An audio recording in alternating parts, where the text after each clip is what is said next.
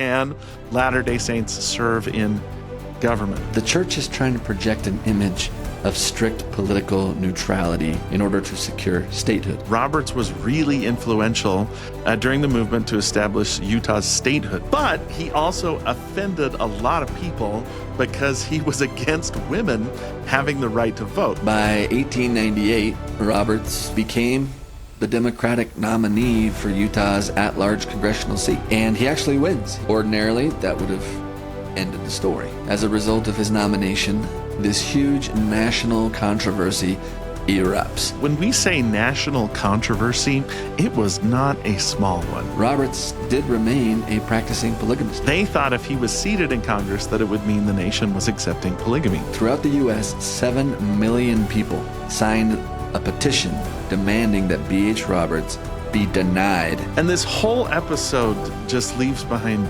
big questions. This is a super precarious time. Hello, Scott. Hello, Casey.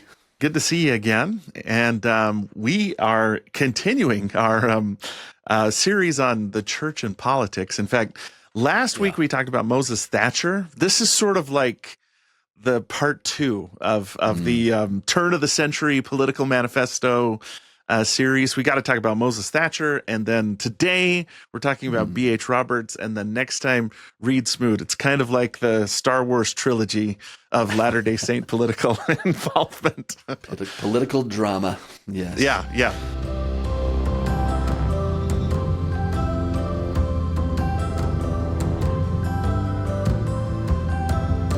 Let's drop back into where we began with this series briefly and kind of catch us all up to speed here. So at the very beginning of the church, we kind of started out with practically no separation of religion and politics among Latter-day Saints, right? Like we talked about how Joseph Smith served as the mayor of Nauvoo while he was the president of the church.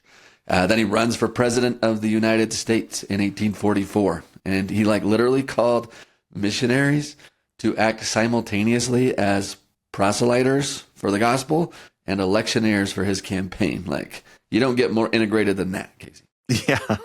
Yeah. And when the Saints cross the plains and they begin to settle in the Intermountain West of North America, the ecclesiastical leadership of the church and the political leadership of the Utah Territory tended to be the same people. So, for instance, Brigham Young served as governor of the Utah Territory and the superintendent of Indian Affairs and the president of the church all at the same time.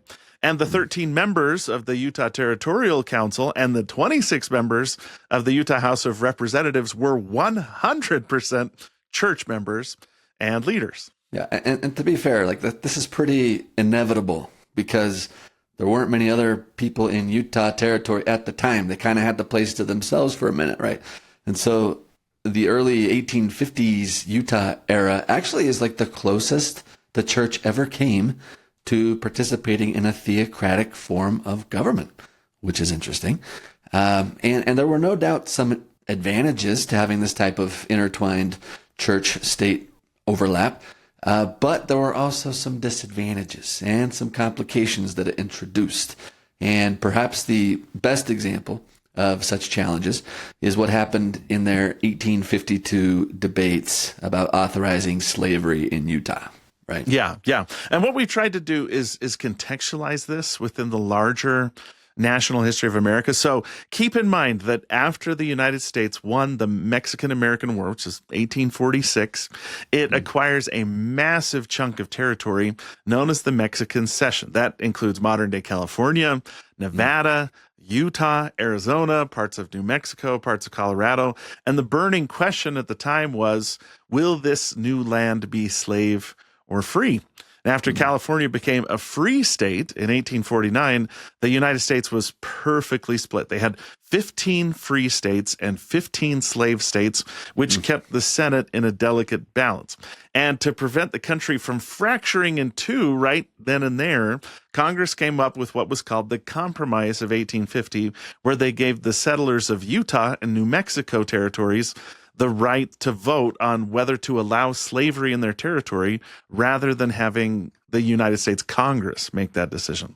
Yeah, so that's the major reason that we find Governor/President Brigham Young and the Utah legislature/church leaders debating this issue in early 1852, right? And we pointed out that it's in his speeches, while Brigham Young was advocating for a sort of benevolent form of slavery to exist in a limited way in the Utah Territory, that he also introduced some erroneous theological teachings about black Africans that directly contributed to the racial priesthood and temple ban that will endure into the 20th century, which, needless to say, has been a difficult legacy to wrestle with, right?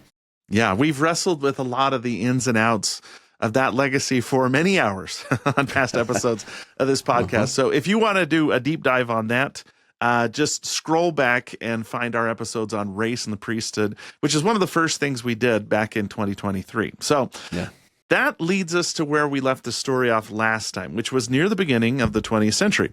The Saints wanted the Utah Territory to become a state in the Union, which would allow them greater self-determination and a lot less federal interference. So they'll apply for statehood 7 times over 40 plus years, but they were consistently rejected by Congress, primarily because of 2 things: polygamy and theocracy. Yeah, the church ending polygamy and Utah becoming a state go hand in hand, right? So to make a long story short, both the severely punitive laws that were passed by Congress meant to crack down on the church's polygamy, and President Wilford Woodruff's revelations on what to do about this ultimately led him to issuing the Manifesto, aka Official Declaration 1 in our scriptures, which led to the end of new plural marriages in 1890. So they're going to apply for statehood again in 1894 with this stipulation satisfied, and they're going to be admitted into the Union in 1896.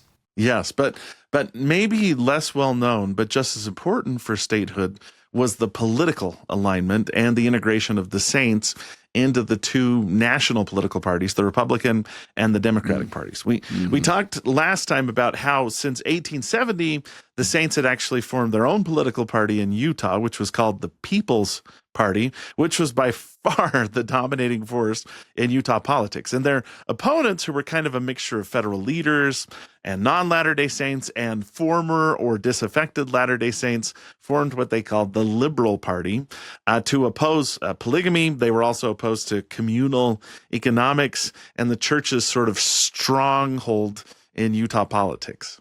Yeah, and national political leaders in Washington, D.C. made it clear that Congress would never grant statehood to a territory whose politics were split strictly along religious lines like that. So to win the prize of statehood, Utah's leaders had to systematically dismantle their local political system and align, as you said, with the 2-party system in broader American politics. And honestly, the Manifesto in 1890 made this a lot easier, because by removing polygamy from the equation, the central pillar of the local Liberal Party's platform and Washington's primary objection to Utah statehood was suddenly gone. So now what remained for the Saints to do was to decide which national political parties they would align with. And as people might guess, Casey, most Latter-day Saints chose to align with the Republican Party, right?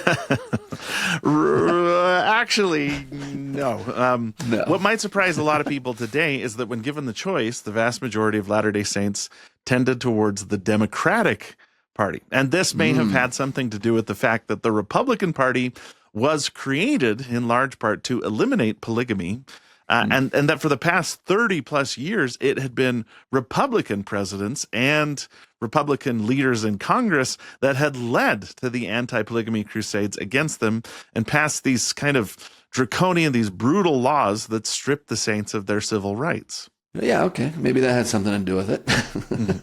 I could see how that might put a bad taste in one's mouth toward a political party. Yeah, and not only that, but national Democrats had generally defended states' rights and local autonomy, and Democratic appointed officials in Utah had historically been a lot more lenient towards the Saints. Okay, so this is going to create a real problem for church leaders, right? Because they knew that if 90% of Latter-day Saints became Democrats, then the local non-Mormons would automatically become Republicans. And this would just preserve the exact same old religious warfare in Utah, just under new national names, which would then signal to Washington, D.C. that Utah hadn't actually changed. So, to satisfy Washington, the church required a roughly 50-50 bipartisan split to demonstrate political stability in Utah. And because they had to artificially kind of manufacture a Republican base out of thin air in Utah, church leaders essentially had to sort of force feed Republicanism to the population. This is a really interesting moment in Utah history. And they're going to do this through a couple of deliberate strategies maybe we should talk about again. Yeah, so first, the general authorities, that includes the First Presidency and the 12, deliberately divided themselves between the two national parties. And church leadership even pushed kind of the heavy hitters into the Republican column to validate the party to skeptical members. So we're talking like George Buchanan and Joseph F. Smith, who were both in the First Presidency. They both kind of affiliate with the Republican Party.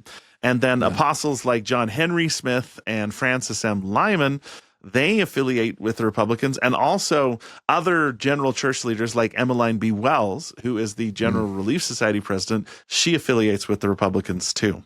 Some big names going Republican here. Try to persuade church members to at least go 50-50 on this. Another strategy, though, my personal favorite because of its shock value, is that in several rural towns, like local bishops would literally stand at the pulpit or at a town hall meeting, and they would divide congregations down the middle of the room. And heads of families on one side of the aisle were instructed to organize the local Democratic club, and on the other side to become the new local Republican group. And I mean, could you just imagine that, Casey? That would be a little different. So you kind of have to be careful where you sit. Like, did they know in advance what the Republican side was going to be and the Democratic side? Right. That would have been crazy. Yeah, careful where you sit in the pews on that day, right? Like, yeah. And one more strategy we should mention is that President Wilford Woodruff also allowed Republican church leaders to actively recruit and organize partisan clubs while traveling on official church business. But he asked prominent Democratic church leaders to temporarily hold back from doing so. Now, that rubbed some Democrat leaders wrong and even leads to conflict among church leaders, as we talked about last time. Yeah, because, I mean, the Democratic Party was the natural home for most saints during this time. And some leaders who went Democratic did so with immense personal passion, often clashing with the First Presidency's desire to keep things quiet. And the most prominent of these was the apostle Moses Thatcher, who we talked about last time. Thatcher was a fierce, uncompromising Democrat who campaigned so aggressively that it caused friction within the quorum of the 12. And he felt the First Presidency was violating church and state separation by over-promoting the Republicans. And some church leaders actually feel that Moses Thatcher crossed the line when he ran for the U.S. Senate as a Democrat in 1895 without, here's the key thing, without asking the First Presidency's permission first. He ends up losing that race, but the damage was already done. Remember, so kind of put yourself in the situation. The church is trying to project an image of strict political neutrality to Washington in order to secure statehood, which has not been done yet in 1895. They'll get there in January of 1896, but this is a super precarious time for Moses Thatcher to be just going out, as this apostle Democrat. There's this kind of unwritten rule at the time, okay? This is important. It's an unwritten rule that high-ranking church authorities like apostles needed to get permission from the First Presidency before running for public office, so that it won't look like the church is officially backing them or using its power to dominate local politics. This is the thing. This is kind of the unwritten social situation that he seems to be violating, right? Mm-hmm. When Elder Thatcher openly campaigns without church clearance, while at the same time vigorously criticizing church leadership's perceived favoritism toward the Republican Party, he's accused of being out of harmony with his quorum. Yeah, so in April 1896, this is just months after Utah officially achieved statehood, and the Senate race concluded, the church issues a policy called the political rule of the church, or as it's known today more commonly, the political manifesto, which requires all church officials to get approval before they take political office. And Elder Thatcher, this is what our last episode was about, refused to sign it on grounds of personal conscience and political independence. And as a result, he was stripped of his apostleship and he was removed from the quorum of the 12 apostles, though he does remain a church member in good standing until his death. I think that goes to show just how high the stakes are, right, during Utah's transition into mainstream American politics. Because he's not an apostle, now if he wants to pursue politics, he would be free to do so, right? Yeah. And we should note that he did. He was actually elected to the United States Senate by the Utah State Legislature in 1899. And I should note, back then, Senate elections weren't open. They were actually chosen by the state legislatures. Not until the 20s we switched to open elections. But here's what's interesting, okay? So Thatcher gets nominated in 1899 to serve in the U.S. Senate, but he declines because he doesn't think other politicians in the U.S. Senate would allow a polygamist to serve in the U.S. Congress. And that is an interesting prediction that he makes there. Yes, an interesting prediction indeed. Because just a few months earlier, a polygamist had been elected by Utahns to serve in the U.S. House of Representatives. And it just so happened to be the only other general authority who had refused to sign the political manifesto, at least at first. And that man's name was B.H. Roberts. Yes, yeah. We briefly mentioned B.H. Roberts in the last episode, and that was partly because this episode is entirely B.H. Roberts' story. Now, today, B.H. Roberts is more well-known than Moses Thatcher, but mostly for his work as a historian, an intellectual, a philosopher, and he was all those things. But one of the most interesting parts of his life came when he was elected to serve in the United States House of Representatives in November of 1898. Yeah, but just in case maybe some of our listeners out there don't know who B.H. Roberts is, maybe we should take a moment to get acquainted with him, because he's kind of a big deal. Like, for instance, back in 1969, historian Leonard Arrington surveys about 50 different prominent Latter-day Saint intellectuals, most of them holding PhDs, and he asked them to list the 5 most eminent intellectuals in Mormon history. And who came out on top as number one pick? B.H. Roberts. Yeah. He was ahead of Orson Pratt. He's ahead of Joseph Smith. I mean, he's a big deal. Yeah. And 24 years later, in 1993, the academic journal Dialogue repeated the survey, and B.H. Roberts was once again voted the number one intellectual in Mormon history, actually extending his lead over the runners-up this time. And Leonard Arrington, who, again, started this whole survey thing, and is probably the most preeminent Mormon historian of the 20th century, actually calls Roberts the intellectual leader of the Mormon people in the era of Mormonism's finest intellectual attainment. So the greatest intellectual during the greatest season of intellectualism in the church, B.H. Roberts. And there's a lot of reasons for this. Here's one. If you're going to do any historical work about Latter-day Saint history, which we're big fans of on this podcast, right? You're eventually going to run into B.H. Roberts. He edited what's called the Documentary History of the Church, which was kind of the gold standard of church history until the Joseph Smith Papers was launched in the 21st century. He also authored what's called the Comprehensive History of the Church, multi-volume set, which is probably still the most comprehensive history of the church if you're looking at the 19th and 20th centuries of Latter-day Saint history. Yeah. And he was also really influential in theology as well. So he authors books like New Witnesses for God, the 70s Course in Theology, The Truth, the Way, and the Life. And his extensive apologetic and historical writings together make him arguably the most prolific Latter-day Saint intellectual of his era. And before we go any further, let's mention that Roberts led such an interesting life that there has been a ton of good scholarship on him. For instance, Truman Madsen, and this is just to get started, wrote an amazing biography of Roberts that's entitled Defender of the Faith, which we're using a lot today. We're quoting a lot from Defender of the Faith. More recently, John A. Silito wrote B.H. Roberts, A Life in the Public Arena, which is also excellent, but focuses more on Roberts' public life.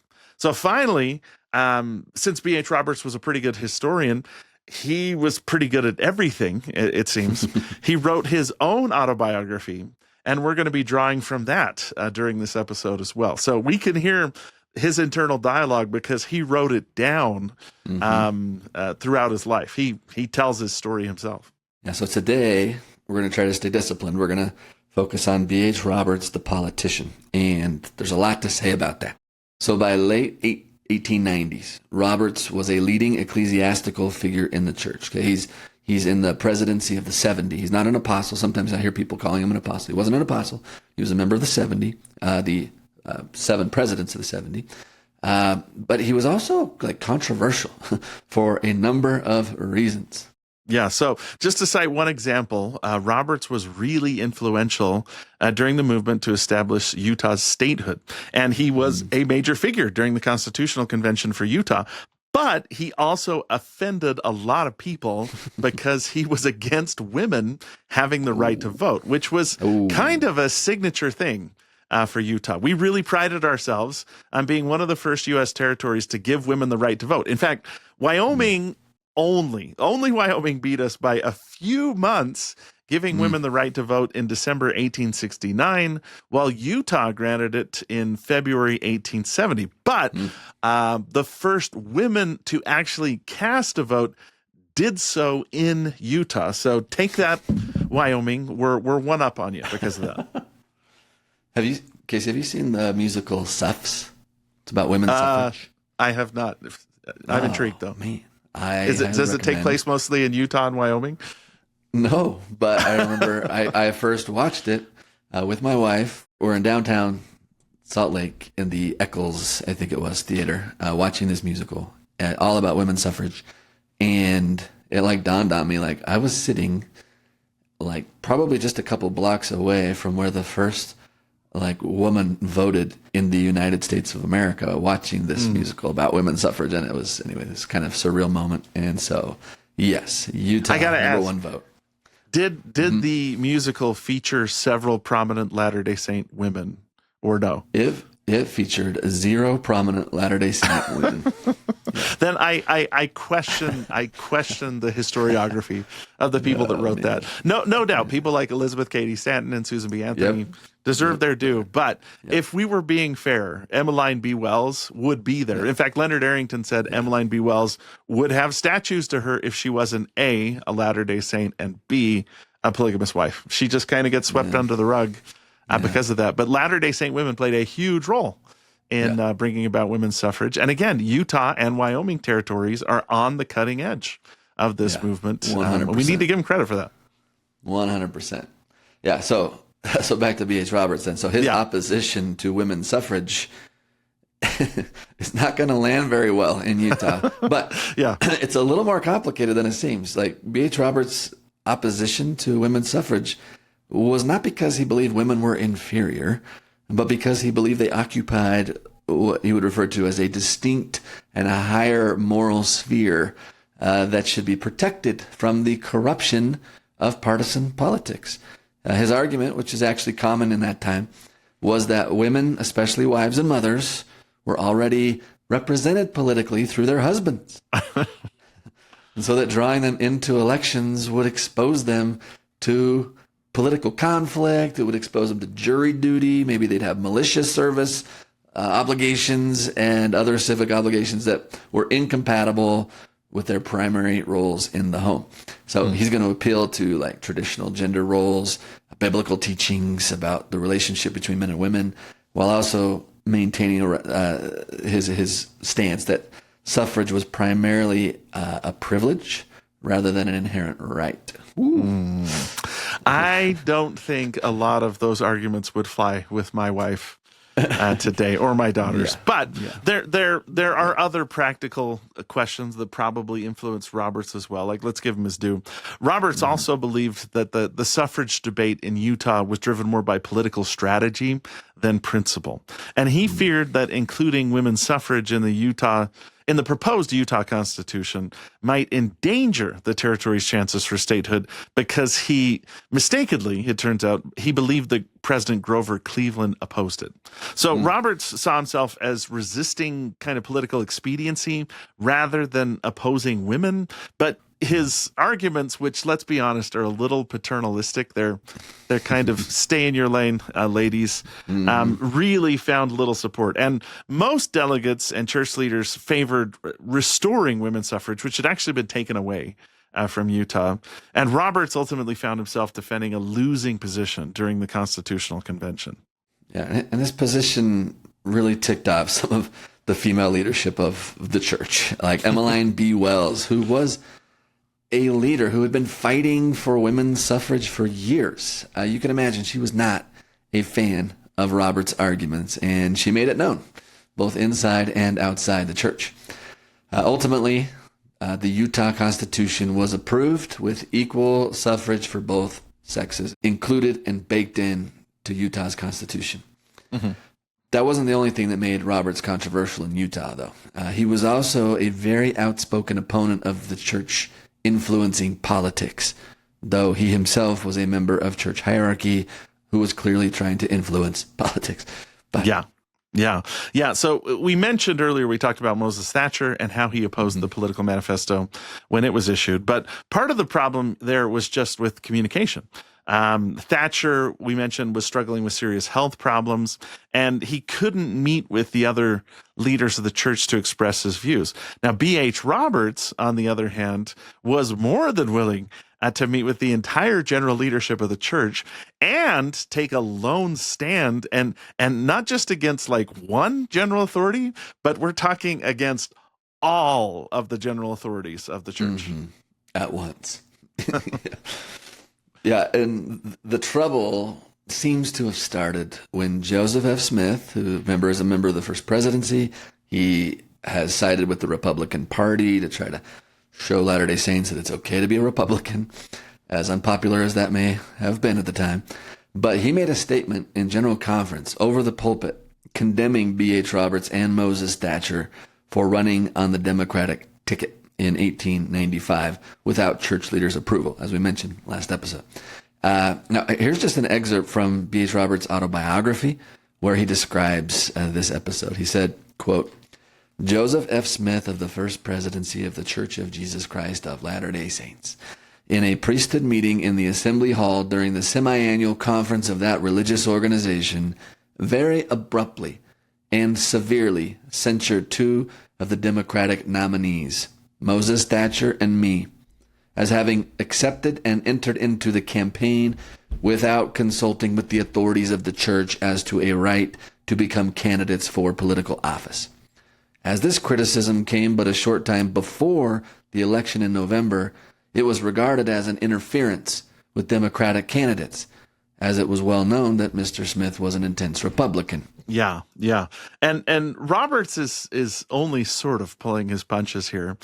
He continues on. He says, "The charge was freely made that his criticism was made in aid of the state Republican Party. The charge was held to be justified by church leaders on the ground that before engaging in work that would take church officers from their duties to the church, a consultation should be had with their fellow officers before engaging in occupations of this kind, whether in politics or business, and undoubtedly there was much to say from this point of view." So Roberts eventually loses this particular campaign, but he only loses by 897 votes. And after the campaign was over, all of the general authorities of the church were eventually called into church headquarters to participate in the discussions that would eventually result in the creation of the political manifesto. Yeah, and by the way, B.H. Roberts and Moses Thatcher blamed Joseph F. Smith for them losing in the election that year because they said that his influence pushed people toward the Republicans and away from them, and that kind of chafed. But That meeting that you talked about where they call now all the general authorities together, Roberts actually describes this meeting succinctly in his autobiography. Here's what he wrote, quote, "After the smoke of the campaign had passed, his own political campaign he just lost, the general authorities of the LDS Church were called in consultation, and an understanding had with reference to what was known as the Political Manifesto. It was disclaimed by church authorities that there was any intention on their part to control men in their political activities. It was wholly for the protection of the services due from the general offices to the church." Mm-hmm. But that mild description of Roberts doesn't even begin to capture what a dramatic showdown this becomes between Roberts and nearly the entire leadership of the church. Yeah. And Roberts is very honest in his writing, but this particular episode, this whole political manifesto and election to the U.S. Senate, he really kind of holds back, I guess you'd say. He doesn't describe it in detail, but let's put a journal. You're saying in his own autobiography, which you can find and read. It's excellent. Go get a copy. But this part he truncates quite a bit. So let's put together the timeline. Utah became a state on January 4th, 1896. Mm-hmm. Roberts and Thatcher had still not signed the political manifesto, and in March 1896, a series of meetings were held, which included nearly the entire general leadership of the church.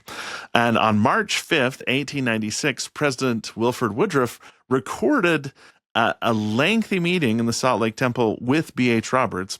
And this is what President Woodruff wrote. He said, "We spent the whole day here, and keep in mind, we included the First Presidency, all of the Council of the 12, and all 7 presidents of the 70, until 6 o'clock, laboring with B.H. Roberts. The second meeting we held with him to get him to repent of his wrong in what he had said and done against the church and the presidency on political principles. But he stood like adamant, and he is going to destruction." So 2 weeks later, church leaders meet with Roberts again for another extended session. This one lasts 5 hours, according to Mariner W. Merrill. And George Reynolds described the meeting simply by writing, "It was a solemn scene. Many tears, but BHR not moved." Yeah. During one of these temple meetings, Roberts, he pulls off what some later remembered as a marvelous feat. For instance, Elder Heber J. Grant, he often will tell this story, both with admiration on the one hand and frustration on the other. He says he marveled at how Roberts, quote, "held all the brethren at bay." One by one, each member of the Council of the 12 spoke at length about Roberts' position. They offered comments, they offered criticisms, they offered careful distinctions. After everyone had finished, B.H. Roberts stood and he responded, Heber J. Grant says, to every point in the exact order that it had been made, answering each one in full without missing a single detail. And when he finished, he said, in effect, this: "Now, brethren, I have spoken without notes. If there is any point that I have omitted or left without comment, please mention." And no one spoke. And Heber J. Grant, he left the meeting even more impressed by B.H. Roberts' remarkable memory, his organized thinking, and his composure under pressure. But he was also super troubled by how unwilling B.H. was to change his position. The discussion became so emotional that President Woodruff finally stood, and with his characteristic calm and Christ-like nature, he said, "Brethren, we will close this meeting by singing 'School Thy Feelings, O My Brother.'" And then the meeting was immediately adjourned. Yeah. Now, after these really frustrating meetings, 2 apostles, one of them's Heber J. Grant, the other one's Francis M. Lyman, go and visit with Roberts at his home in Salt Lake. And this causes an even more dramatic scene. Speaking as friends, Grant and Lyman urged him to tell them if there was a personal issue behind his actions, promising that anything he shared would remain confidential. And Roberts refused completely. Heber J. Grant says his heart was like stone. But after a long and exhausting evening, Grant and Lyman were prepared to leave when Roberts shook each man's hand and said, in substance, "Brethren, though I have not changed my mind, I nevertheless honor you for your kindness and your willingness to try to be helpful." And as he spoke, tears come to his eyes. And Heber J. Grant sees this and grabs B.H. Roberts by the shoulder and guided him back to a chair. And this is the way he remembers it. He says, "What's that? A tear? All right, now out with it. What's in your craw?" So they wear him down, basically, and Heber J. Grant seizes the moment to say, "Oh, there is something bothering you. What is it? Just tell us." What's in your craw? I love that question. Okay, so this is where B.H. Roberts finally, he opens up and he described 3 incidents that had deeply bothered him. First, an overheard remark by a Republican. Second, a sermon by George Buchanan that Roberts believed had been directed at him. And third, what he saw as a personal slight. So Heber J. Grant happened to know the facts behind all 3 situations, and he explained that Roberts had misunderstood each one and had taken offense unnecessarily. B.H. Roberts trusted Heber J. Grant's honesty completely, and he sat silently for a long moment before he finally said, "Well, brethren, I am nonplussed. I am. This changes things." Yeah. So early in March, while the conflict still stays at a standstill, Roberts was told that he would be suspended from public ministry for 3 weeks. And if he still refused to change his position by the end of that period, he would lose his place as one of the presidents of the First Council of the 70. So on the evening before the deadline, which was March 25th, 1896, the First Presidency met with him one last time. And imagine the scene. There's 89-year-old President Wilford Woodruff, remembered as a saintly, loving, and as free from all assumptions of authority as any man, whose simple beauty and purity of character were preeminently Christ-like. He pleads with Roberts alongside his counselors, but Roberts remains firm. And before ending the meeting, they gave him until 9 o'clock the next morning to decide. And the main issue here is deciding to sign the manifesto, right? Or he'd be dropped from his position, which is what happened to Moses Thatcher. It happens to Moses Thatcher. Right? Yep. Same stakes here. So that night, Roberts wanders the streets of Salt Lake City, praying, reflecting, and wrestling with his decision. When he returned to the offices of the First Presidency the next morning, those present could immediately see that something had changed with B.H. According to Wilford Woodruff's journal, he says he came, quote, "with a broken heart and a contrite spirit." Roberts announced to the First Presidency that he would join the brethren in signing the manifesto, and that, quote, "his difficulties were all satisfied." He then added, "Brethren, I have not slept. I have been walking and praying all night long to come to this." And then President Joseph F. Smith, exhausted and emotional with his own moist, bloodshot eyes, he looked up with a weary smile and he said, "Yes, Brother Roberts, we've not slept either. We have stayed in this room all night, praying that you would reach this decision." And this leads to this great reconciliation between Roberts and the rest of the church leaders. In a temple meeting that was held that afternoon, Mariner Merrill, who's another apostle, recorded that Roberts was forgiven by all present. He wrote, another apostle, John Henry Smith, who, remember, is the main Republican guy. He said, "We took him into our fellowship. He, with the others present, shed tears of joy at the change in his spirit." And then just 2 weeks later, B.H. Roberts is asked by President Wilford Woodruff to speak in General Conference. And Roberts, who had been absent from the pulpit for a few months because of his split with church leadership, he stepped up. And one account records this. He said, "When he arose and said he accepted the counsel of the general authorities, told them he had done wrong, that he would sustain the priesthood first and foremost in all things, President Woodruff and the brethren wept for joy. It was a scene never to be forgotten to see a whole congregation so affected." And when he finished speaking, one member of the 70, a guy named Christian Feldstead, was so moved that he said he could rarely even talk about the incident later, without bursting into tears. It touched him so deeply.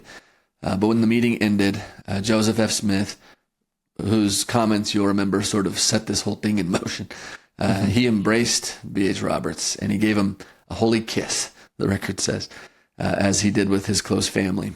And then he said, "God bless you."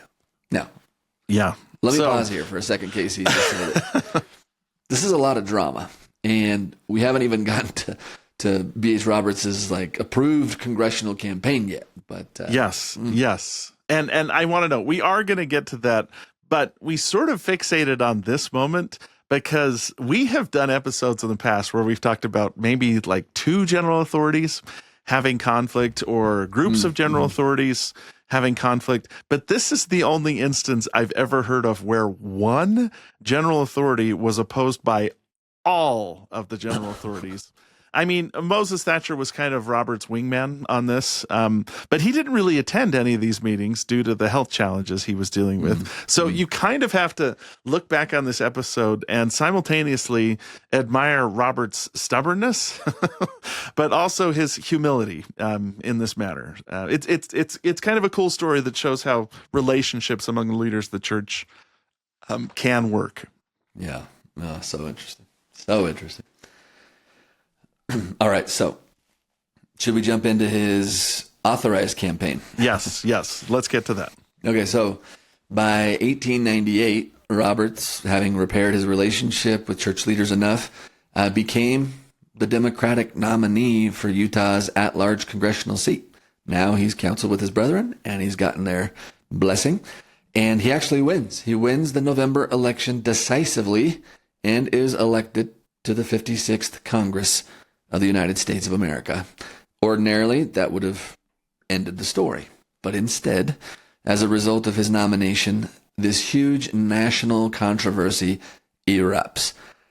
Now, although the church has officially ended the authorization of new plural marriages with the 1890 Manifesto, Roberts did remain a practicing polygamist. He had 3 wives, and he continued to live with them, even continued to father children with those wives who he had married prior to the Manifesto, right, in 1890. So the critics, of course, didn't give him a pass on this. They argued that seating this guy in Congress would signal that Utah and the church had not truly abandoned polygamy.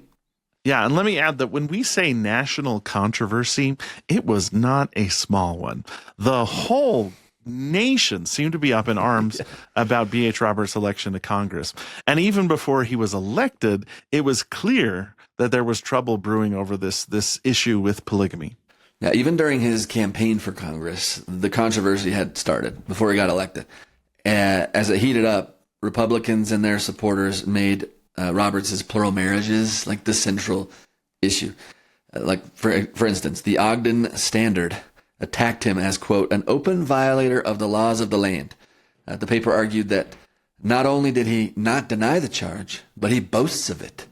It then appeals directly to female voters, saying, quote, will the women of Ogden and Weber County endorse a criminal by your vote? That attack's coming from people probably outside the church. There are people inside the church. Maybe the sharpest attack came on B.H. Roberts from the Utah governor, who's Heber W. Wells, who, by the way, his mother is Martha Givens Wells, who's the sister wife of Emmeline B. Wells. Like, this is all really entangled. Wells said he did not think Roberts had undergone, this is his words, a complete change of heart on protectionism and women's suffrage. So women's suffrage is coming back from what he'd done before. Even though Roberts says that, yeah, I've changed my mind, I moved on from that. He dismissed Roberts' candidacy as a mistake, and then he sharpened the jab even more. He said, the trouble with him, meaning B.H. Roberts, is that he loves the sound of his own voice, not wisely, but too well.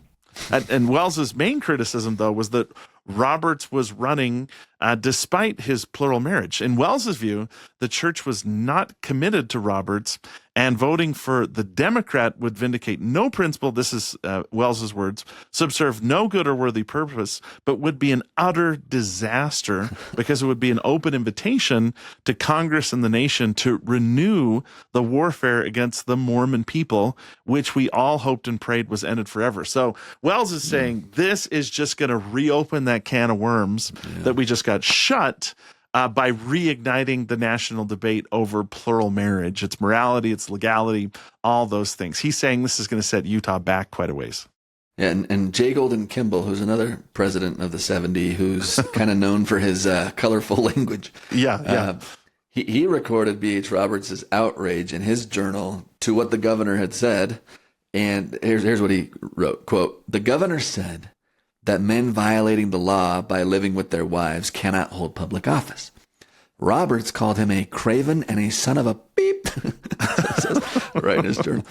And he was so agitated, J. Golden Kimball says, that he felt that the spirit that Roberts was manifesting was from down below, that the natural man prevailed, that the Spirit of God was not present. "I felt badly about it," J. Golden Kimball says. Now keep in mind, this is J. Golden Kimball writing here, who maybe putting a couple colorful words in B.H. Roberts' mouth here, but it captures the spirit of Roberts' indignation against the governor. Yeah. Now, despite all this opposition, when the votes are counted, Roberts had won by a pretty comfortable margin. In fact, he carried 18 of Utah's 27 counties, including Salt Lake, Utah, Weber, his home county of Davis. And in Davis County, he won more than 60% of the vote. But then literally, like the day after his election, trouble starts brewing. Like the Salt Lake Tribune publishes a cartoon of Roberts waltzing into Washington, D.C. with his polygamous children with the accompanying verse, quote, "Ha ha ha, there's my pa. He'll go to Washington, but he won't take ma." This sets off a national campaign to keep Roberts from taking his seat in Congress that actually lasts longer than the campaign to elect Roberts to Congress, ironically. Yeah, and the opponents of Roberts are crystal clear about why they don't want him in Congress. They thought if he was seated in Congress that it would mean the nation was accepting polygamy. The Salt Lake Tribune does a good job distilling the essence of this argument. In the paper's view, this is what they wrote: "If a contest is made or a formidable protest is entered against his taking a seat in Congress, he will never be seated. We do not see how he can be seated when the sentiment of the country on that subject is considered." That's the end of the quote. But the Tribune even goes further, too, insisting that if Roberts was allowed to take his seat, they wrote, "We do not see why the Manifesto should not be withdrawn. For if the Congress of the United States, representing the people, endorse polygamy, we do not see why there should be any inhibition of it in Utah." So their argument is, well, if we accept a polygamist in Congress, then the Latter-day Saints are just going to roll back the Manifesto and start practicing polygamy again. Little political fear-mongering happening right there. Here's what's interesting. Strangely enough, some publications actually leap to defend B.H. Roberts. Like the Springfield Republican editorialized that Roberts was, quote, "not a willful violator of law, but a man reared in the Mormon religion who was finding it difficult to readjust to new conditions. Roberts, quote, "took his duty toward the women he had married seriously, and men of his stamp are numerous among the older members of the church." So that's not exactly a ringing endorsement, but it's not hostile, right? They're kind of saying, like, just cut the guy some slack. Like, they're transitioning here, all right? Like, come on. Yeah. Now, all the dust kicked up by this also put the church on the defensive. So Lorenzo Snow, who by this point is just the brand new president of the church, also weighed in. He sent a signed statement to the New York Evening World and solemnly, these are his words, solemnly and emphatically denied that the church was still encouraging or teaching polygamy. And he also says that since 1890, quote, "polygamous marriages in the Mormon church have entirely ceased," and he was personally opposed to any move to bring plural marriage back, since that would be contrary to the law. So we are law-abiding citizens. We're sticking to the Manifesto. We're serious. Yeah. Meanwhile, some people outside the church began to think that Roberts' election would actually hurt Utah. This guy named Urban Allred, who's a missionary serving in Nashville, Tennessee, said that a prominent local judge there had told him that, quote, "the election of B.H. Roberts was an irreparable injury to the state of Utah." And then this lady named Polly Pry, who's a well-known correspondent of the Denver Post, she travels to Utah to investigate a number of issues, and the Roberts controversy quickly becomes one of her favorite pet subjects. After looking into the situation, she concluded publicly in her paper that there was, quote, no doubt at all that Mr. Roberts was put up by the Mormon Church, elected by order of the Mormon Church, and is now being upheld by the Mormon Church for the sole purpose of ascertaining the position the government will take in regard to polygamists holding government office. Yeah, and these attacks also kind of put Latter-day Saint women in a peculiar position, too. So we mentioned Emmeline B. Wells. She continues to genuinely dislike B.H. Roberts, while Martha Hughes Cannon, another famous Latter-day Saint from the era, signals that she supports him. And maybe the strangest plot twist of all is that Susan B. Anthony, the most famous American suffragette of all time, she was definitely in Suff's the Musical, Scott. I take it. I haven't seen it, but was she in it? She was not, actually. She's not. Okay, She's not. Okay. I don't know. I don't know about this show. You gotta see it. Okay. You have to see it. It's super good, and you won't regret it. Yeah. All right. I'm going to go see it. I'm going to give it a chance. Okay, so Susan B. Anthony writes on behalf of B.H. Roberts. She defends him. Here's what she said. She said she, quote, had more respect for the Mormon polygamist who follows the teachings instilled into his very being and all the traditions of his religious sect by marrying plural wives and openly supporting them and their children than I have for the man who gives his name and his support to one woman openly while secretly desecrating their lives by living with other women. By so doing, he commits a crime not only against his lawful wife, but against the other women with whom he sins. So I'd rather support a polygamist who's open about it and supports his wives than I think she's kind of implying that a lot of men openly say that they're supporting one wife, but secretly run around with other women, that's more honorable. That within the framework B.H. Roberts exists in, he's an honorable person. Yeah, points Susan B. Anthony. Great job. Now, Roberts he was not one who was known to back down from an argument. So he does defend himself in a notable editorial that appears in the New York Times. This is November of 1899, as Congress is preparing to decide whether he should be seated. Roberts publishes this lengthy defense in the New York Times. So therein, he argued that the House has no clear constitutional authority to exclude him because there had been no fraud in the election. There was no challenge from his opponent, no precedent for removing a member over what he called an alleged defect of moral character, excluding him for conduct that occurred before the election, his marrying these wives pre-manifesto, right? And that voters already knew about that. They debated it during the campaign and nevertheless accepted him. That would be utterly without precedent, he said. Yeah, good points. And Roberts also challenged what he saw as widespread misunderstandings about Utah and the church. For instance, he insisted that, quote, no compact exists between the Mormon church and the government of the United States on the subject of polygamy. The real agreement, he argued, was between the United States and the people of Utah through the state constitution, which permanently prohibited future plural marriages. That compact has been kept on the part of the people of Utah, he writes. The people of my state are not covenant breakers as their enemies charge. Now, B.H. Roberts also rejected claims that the church leaders had orchestrated his nomination or his election.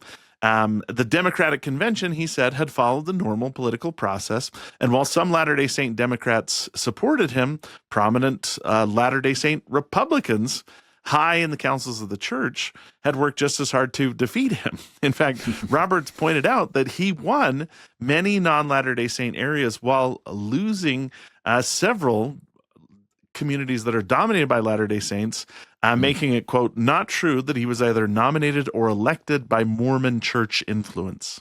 That would be a curious Mormon conspiracy indeed, being opposed by church leaders and not voted in by heavily Latter-day Saint communities. Good points. And then to conclude his argument, he dismisses the accusation that his election was part of a church plan to restore polygamy or to fulfill some alleged prophecy attributed to Brigham Young. That was another thing that was being tossed about. Having spent years studying President Young's life and teachings, Roberts said he had never encountered any such prediction either from Young or from any of his contemporaries. So that is totally bogus, right? Yeah, yeah. So with all these arguments ongoing, B.H. Roberts arrives in Washington on November 23rd, 1899, and he's optimistic about his chances. He told the Deseret News reporter that he was not aware of any effort in Congress to keep him from taking his seat.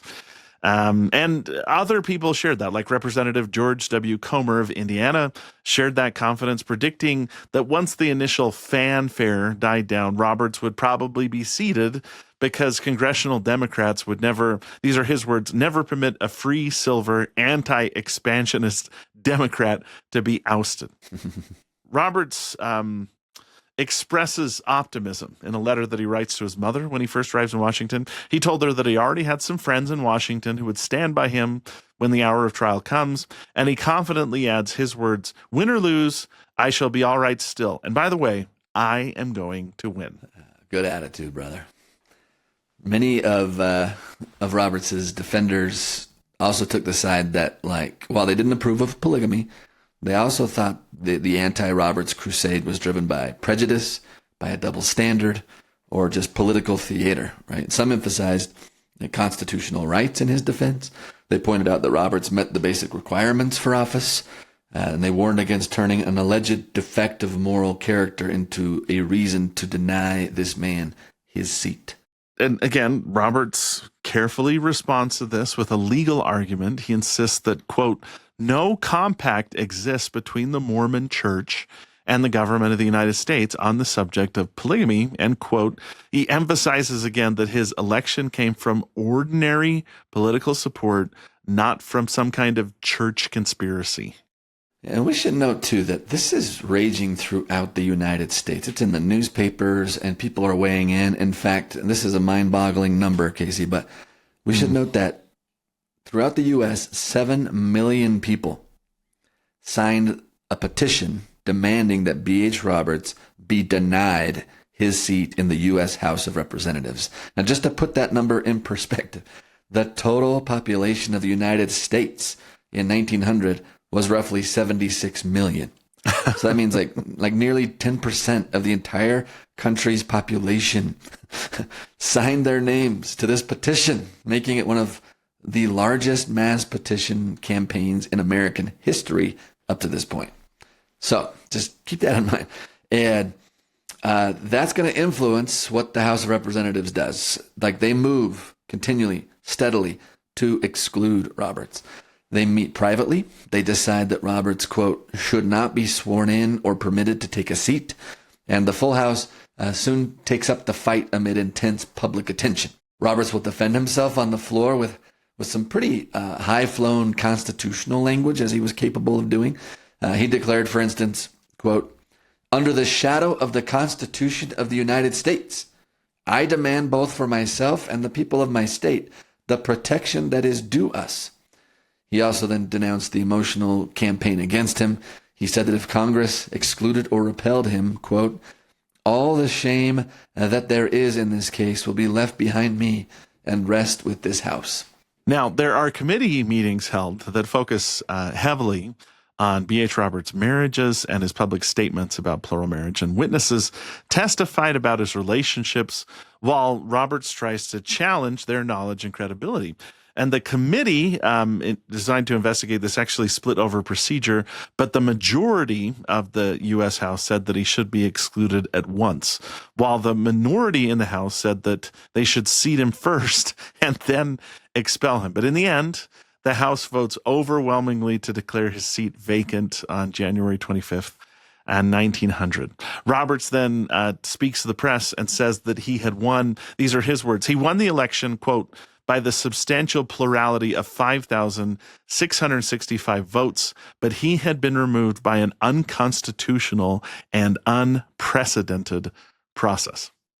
And I should note, too, that there's still debates today over whether or not this was okay. Like, can the Congress of the United States overrule the voters of the United States if this is the person that they've chosen? Like, this is still brought up from time to time when we talk about, the legitimacy of certain elections and what powers Congress has and doesn't have. Like, this is still an active constitutional issue. And B.H. Roberts is like Exhibit A when we discuss things like this.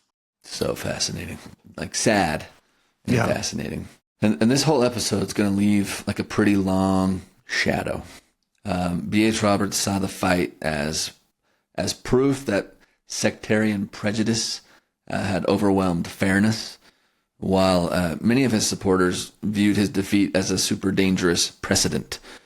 In retrospect, the case becomes a major turning point, not just in B.H. Roberts' own life, but also in the larger relationship between the LDS Church, national politics, and the public debate over polygamy.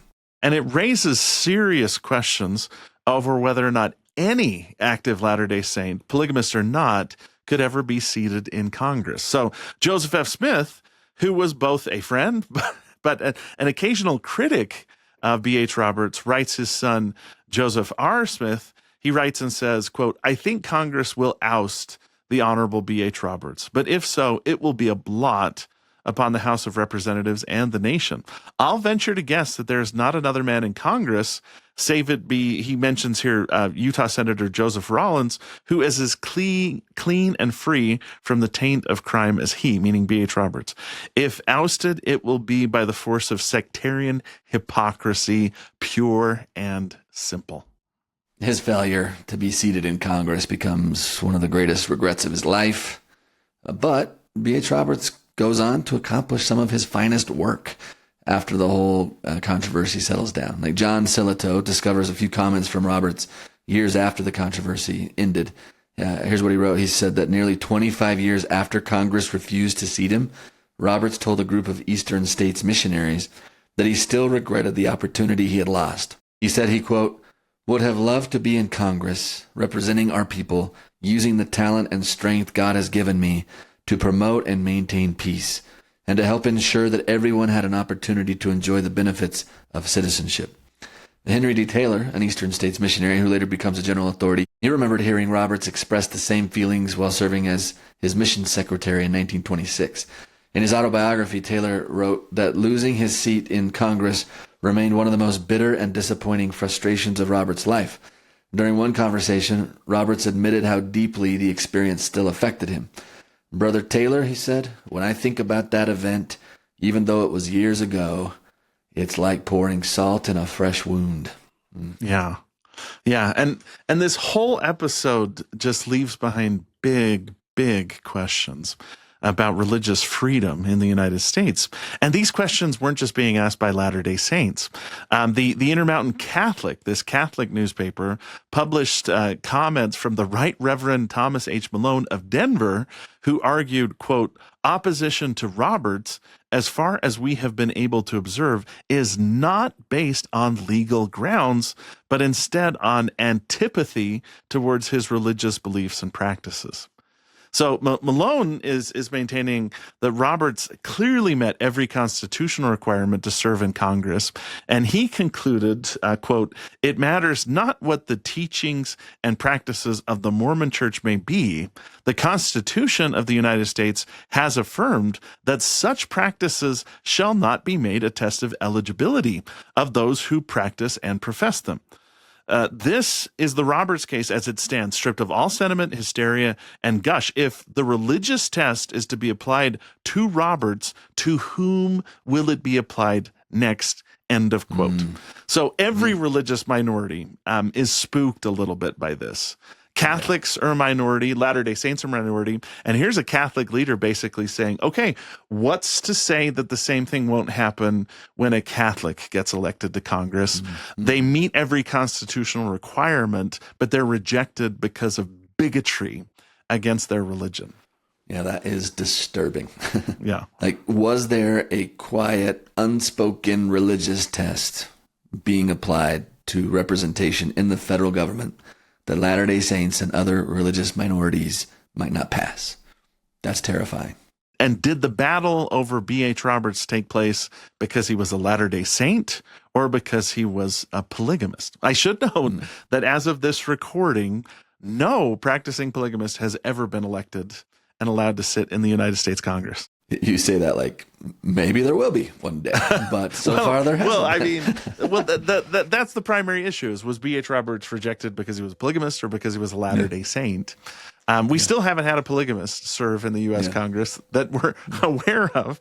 B.H. Roberts, I guess, would have been the first, but he's not allowed to be seated. But again, I mean, why wasn't he allowed to serve? Like, why did they overrule the voters in this particular case? Yeah, and this isn't actually just a point of like speculation, right, Casey? Because this question is going to come up in our next episode. Before the dust has even settled over the B.H. Roberts issue, another Latter-day Saint, an apostle named Reed Smoot, is elected to the United States Senate. Smoot is a monogamist, not a polygamist. He's a monogamist, but he is an apostle. So the question is, can he be seated? Well, that's the question. Yeah, I'm looking at the clock and realizing we're going to have to answer that question in our next episode. But do you see how this is like a trilogy, okay? Moses Thatcher, B.H. Roberts is sort of the Empire Strikes Back. It has a dark ending. It leads this discordant note. What's going to happen? And then next episode, we're going to have to talk about Reed Smoot, which I think is one of the most underestimated events in Latter-day Saint history. Like, the Reed Smoot hearings are a huge game changer. For the church, for the saints, in every way. It's a huge deal. Yeah. So if B.H. Roberts is the Empire Strikes Back, what's Reed Smoot? Is this the New Hope? Wait, what order do they go in? A New Hope, Empire Strikes Back. Reed Smoot would be Return of the Jedi. So Return of the Jedi. Moses Thatcher sets up the question about the church and politics. B.H. Roberts is the dark. You're never going to be able to serve if you're a Latter-day Saint. And then Reed Smoot. Reed Smoot is, I don't want to spoil it, but maybe if you've seen Return of the Jedi, you know what's going to happen. And there's Ewoks and stuff like that. So we look forward to his long lost father, or like how does? Oh yeah. B.H. Roberts. there were all kinds of plot twists in the middle here, but now we're coming into the third part of the trilogy, which will answer the question of, can Latter-day Saints serve in government? Which surprisingly, we're still sort of talking about today, even in the 21st century. Okay, we're going to leave it hanging right there. So until next episode, Casey. Until next time. Yep. I'll see you then, Scott. Okay, we'll see you then.